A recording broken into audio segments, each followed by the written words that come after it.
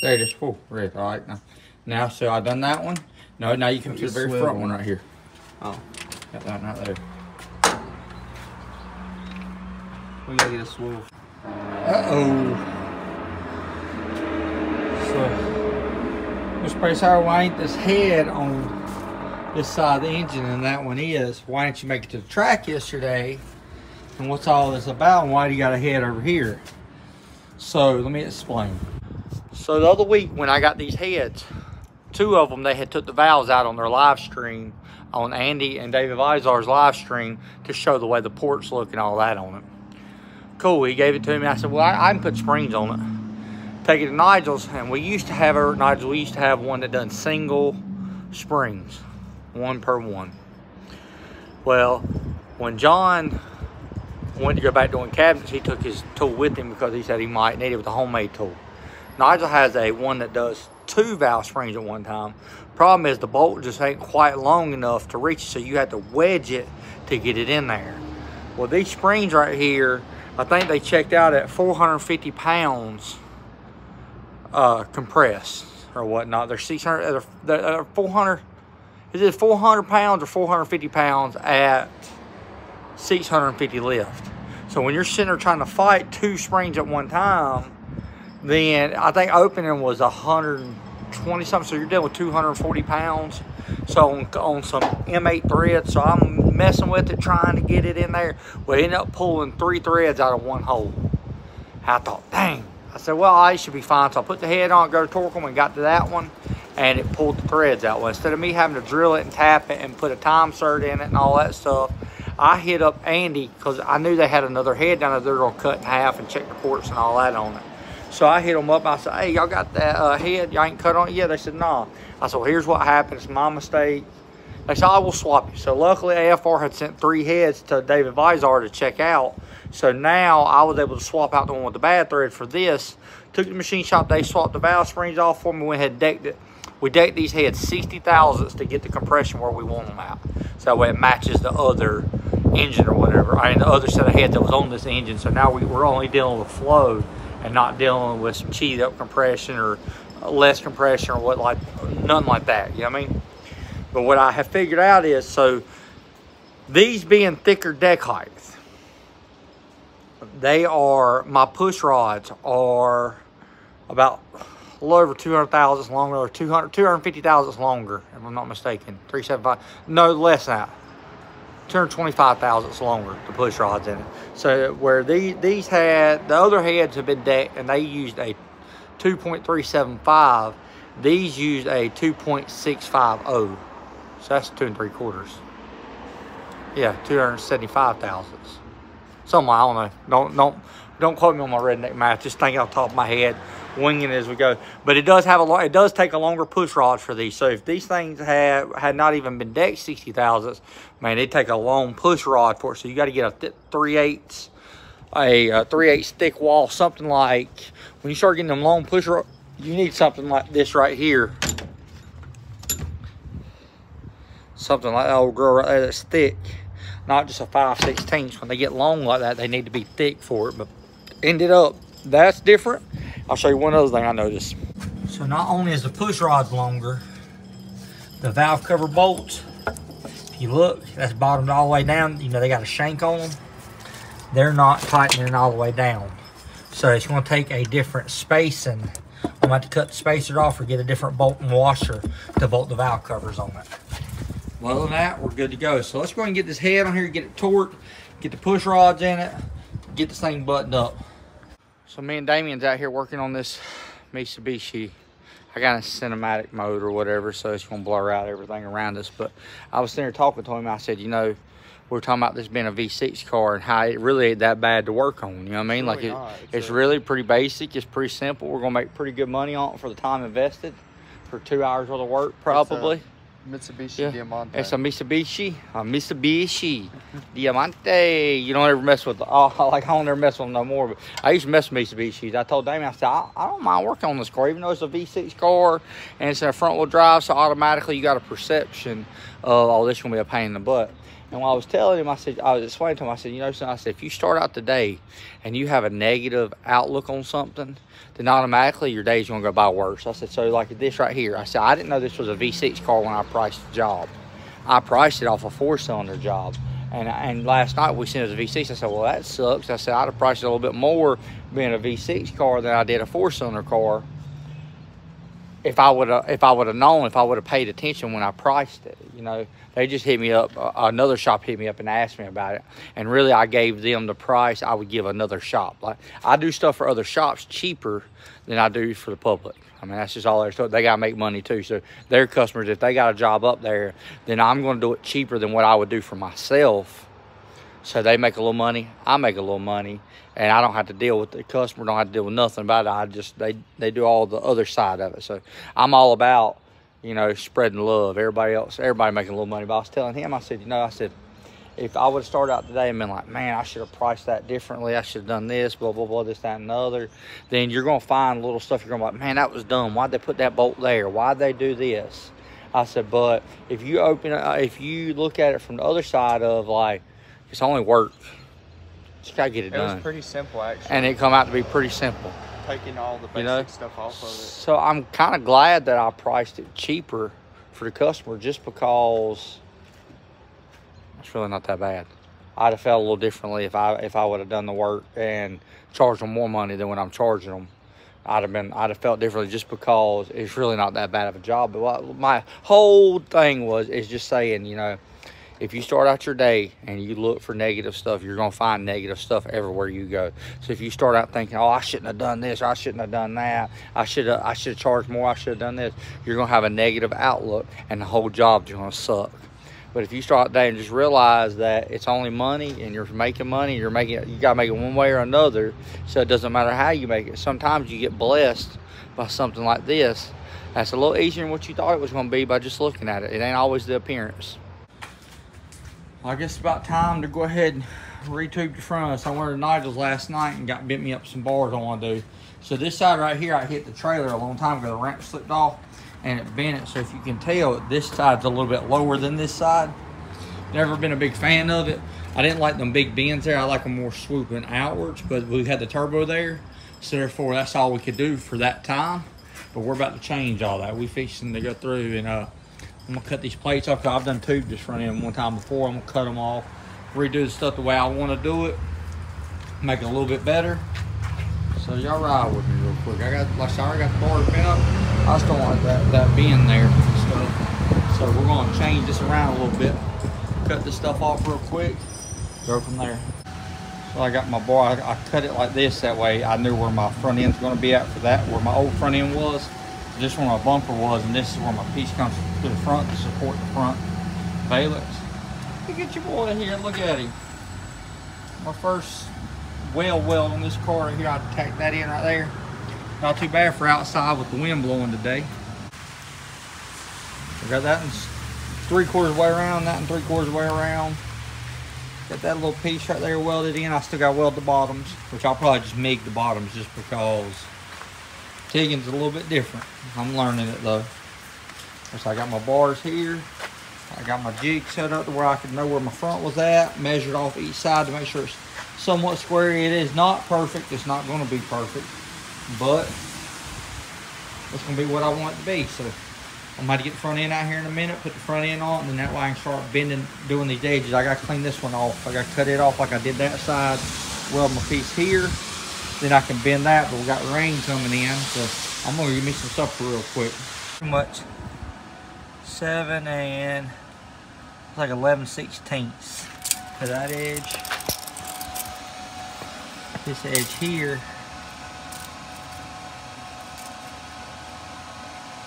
we're 6 1/4. So that's what? That's almost 1.5 inches off to the right hand side. If you look at this front end right here, my crank center line off my crankshaft is right here, dead middle. Dead middle of my bar is the one to the far right. So we are 1.25 inches pretty much. So that's my center line. That's that So that's how I know this bar here is square in the chassis, because we're not worried about the way it looks on the motor, because that motor is offset. So we're square in the chassis. So I'll measure from here to Tracy. I can get that distance. I can cut this distance off from here. Look at that fitment. Look at that fitment. Look at that fitment. I'm telling you, that cardboard trick Nick showed me, that's the ticket. That is the ticket to get this stuff to fit. That's by far the best bar I've ever fit. So I gotta measure distance from here to there. I'll measure the engine, see the actual degree it's at, and the degree here, and I'm gonna put pressure on it to square it up. I'm gonna weld it up because the floor I'm on is not level. So we're gonna base it off of the engine block. I'll spot it, check it, make sure it relaxes nice. Then we can put the front end on it and figure it out where we're gonna do our upper bars at. I guess my redneck calculations come out to the good as far as where I welded that front bar out, or spotted it. I got my gap right here. I got to move it just a little bit. Front needs to come up just a hair. That needs to come down just a little bit to match that. But we're close enough. That gap's good. The gap on the other side's good. We're dead on the bumper. So now I'll bring this bar. We'll take this bar here. We'll come up here. That bar right there will come up there, and it'll come down the very edge of that fender and tie back into this. So we got to cut this down a lot, because I made it very, very big, because I didn't know exactly how I was going to do it. But like I said, it's going to be something, I don't know. I'll have to get here later on today and trim it up and figure out how I want to do it.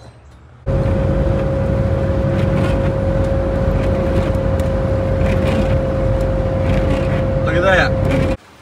It's raining like crazy out there. So one thing I figured out, you can learn something off the internet. That's part number 555023, Dorman. What am I doing with this, you say? And has always had super good heat in it. I don't have a temperature gauge in it. I never paid attention to it. I had one at one time I plugged up in it, but I didn't pay no attention to it. Between doing one swap to another, somehow the sensor got lost in the adapter. I never put it back together. I didn't worry about it. So it ended up, it's always run a little warm. It don't like sitting in traffic. If it sits in traffic, it will get hot. I promise you it'll get hot sitting in traffic. That thing's built for the highway and the cruise. It's never like traffic. But it's always had really good hot heat in it. Well, I ended up was watching Instagram videos, and I seen a guy said if your S10, or not if your S10, said if your LS swap likes to get hot, do this.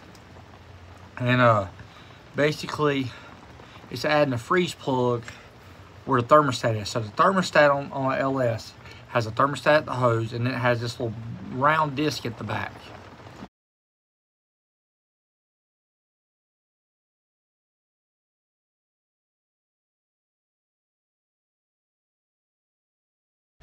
I never paid attention to it, never thought about it.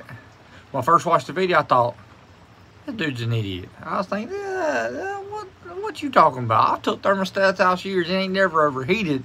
It just runs warm. You know what I mean? Like, it wants to get there to 220 sitting in traffic. I thought, huh. Skipped from that video, went to another video later on, was watching what popped up another one in there from another guy that had a Blazer with a swap in it. And he was talking about the same thing. I got thinking, I said, why are these fools talking about putting a freeze plug in there in the water pump? And then I got to thinking, I said, you know what, you dummy? No wonder. So on the LS, the thermostat housing blocks it off from the radiator, okay? So it has this little thermostat's job. Only job of a thermostat is to heat the engine up, is to get the engine warm and then keep it, maintain it at the same temperature, you know what I mean? So the radiator's job is to cool it, but the actual thermostat's job is to get the motor warm. Well, on LS motor, there's a thermostat that has the plug that plugs off the radiator, but when it does that, that little disc on the back of it has a hole it bypasses and plugs. So basically, when you stick it in there and the thermostat's closed, that little disc is opened up, and it's letting the water revert back into the motor, straight back. Instead of going through the radiator, it reverts right back in the motor, goes right back through the heads, and helps get it warm faster while not circulating the radiator. Well, what I've done, I took the thermostat out of it. So what it's doing is it's cooling but it's not cooling like it's supposed to. What it's doing is instead of pushing the water back into the radiator, it's pulling it back into the engine, some of that hot water. So it's just recirculating really, really fast. Even though the radiator ain't plugged, it's still not pushing it to the radiator like it's supposed to. When the radiator has pressure, which they're all gonna have pressure because they back up, then it's just recirculating, and that's why it's overheating. So this right here, 555023 is the plug. And they say you drill a 1/4 inch hole in the center of it. So I'm gonna do this, I'm gonna pop it in, and we're gonna see if there's a difference, because I noticed last time I drove it, it got up to 220 when I was sitting in traffic. It wanted to be like 210, 215 going down the road. They say you do this and it'll drop it down to 165. So we're gonna test them out on it. So I figured since it's raining, I still gotta put the intake on it. I put one spark plug. I got to shorten them valve cover bolts up a little bit or whatnot to get those to fit. So rainy day, I'm done for the day. Let's work on the truck. It's cold, but we'll get through it. So I'm gonna drill this right here, put it in there, and put it into the water pump, get that knocked in and finished up. I'm gonna finish putting the intake on it, and we're gonna fire it up with the new heads and all on it. So y'all ride with me. Let's get this done. That port back in there is the port. So what happens is on your radiator, LS, your hot water here gets turned around and pushed out of the engine here down into the radiator.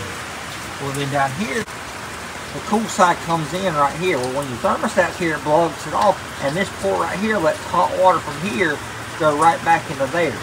It lets it bypass it and come around instead of it pumping through or it comes out there and comes around. It lets it come through that port, because that's connected to the top port. Lets it come back through and get the stream, so it's just circulating. So when you do, we knock that freeze plug in there to where it just lets a little bit out, just lets the air pocket out. But that right there, now the water will have to be forced up into here, and that way it'll be all cool water instead of letting that hot water back in, or just basically recirculate back on itself. I had to pull it off, but I just couldn't hit it at the angle it was. So let's get it knocked in there real quick. Well, the internet lied to me. That's not the right port number.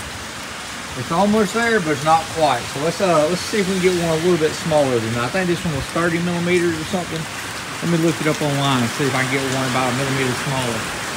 So it's 555019. That's exactly the size of the hole. Like, it fits perfect up in it, but it's too tight. So I'm gonna go out here and bevel this thing out. Like, I'm gonna put socket inside, knock it, make it a little bit bigger so it'll hold. It'll have some press to hold, and I'm gonna drill it. I was able to take a 19 millimeter and drive it up in there. Should be enough bevel on it, flattening out this side to hold it in. So let me drill it and we'll go try it. So it worked out perfect. I was able to go in here, silicone. I went ahead and siliconed it just for extra safety to make sure it stays locked in. But I had to drive it up in there, so it worked out just perfect for this aftermarket water pump. Now I can start putting all that back together and get this thing fired up today. I also figured out that the intake bolts are too long. So we're gonna have to trim those off to make those work. To be shorter, the threads are too long or they're bottoming out before they get down in there. So we'll have to figure that out here in just a minute. We'll measure all that. I'm getting cold. I'm gonna take a break for a few minutes, go back out here and do some more work on it. Well, the rain has won. I'm done for today. I'll trim all them bolts off tomorrow. It's cold.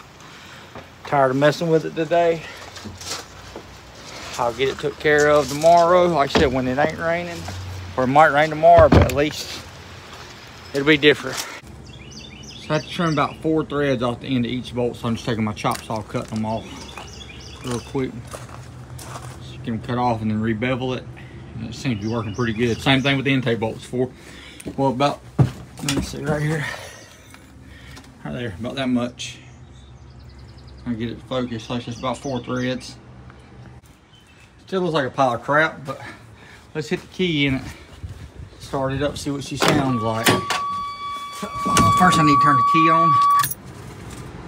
Cut this off. I'm gonna go ahead and check it for the fuel pump. Will run for a few seconds and it cuts off. And make sure we ain't got no fuel leak there, no fuel leak there. That's where we had it unhooked out. Should be ready to start this thing up. Let's see.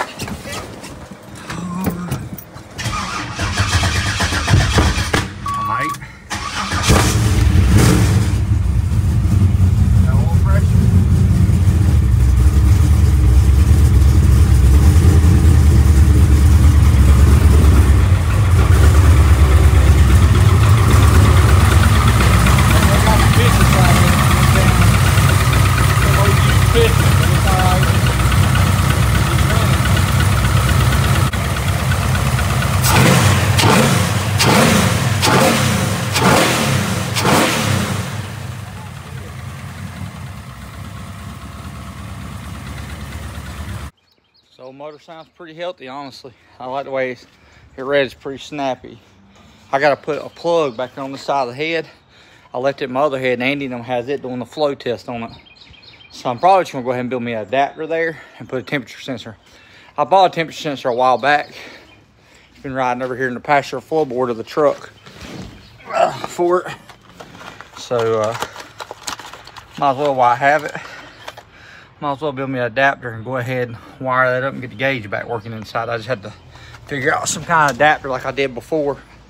I remember how I did it, I just don't remember what I did it with. But me and Nick came there, put all night our voltage regulator on this old dump truck. Look at old Nicky up in there. This thing looks good on you, girl. Look at you. Yesterday, me and Damien got stuck, turned around, got over here freaking mud outside over here. But it's running, it's charging, so it's good to go now. Unless it run from me and charge the battery up. So I'm gonna put water in it. My steam ports were leaking. The bolts on them ain't quite long. So your intake bolts, your valve cover bolts, and your steam port bolts. I cut 4 threads off of all the intake and the 4 threads off the intake and the valve cover bolts to get them right. Then the steam ports, I had to wash them up, 2 little thin washers to get them tight. Cause I fired up, I was like, dang, this thing's leaking like crazy. So I had to pull the intake back loose.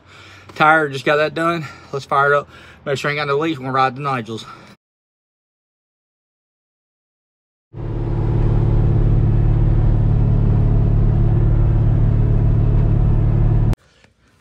So we're definitely on 7 because it's missing a coil.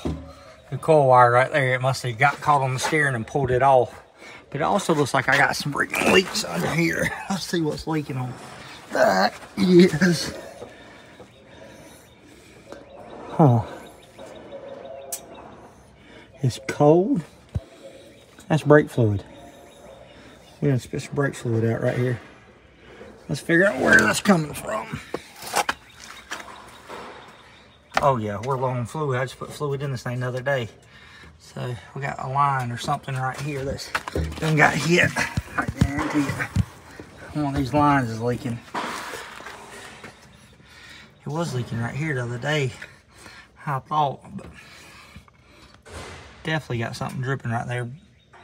I had to figure it out.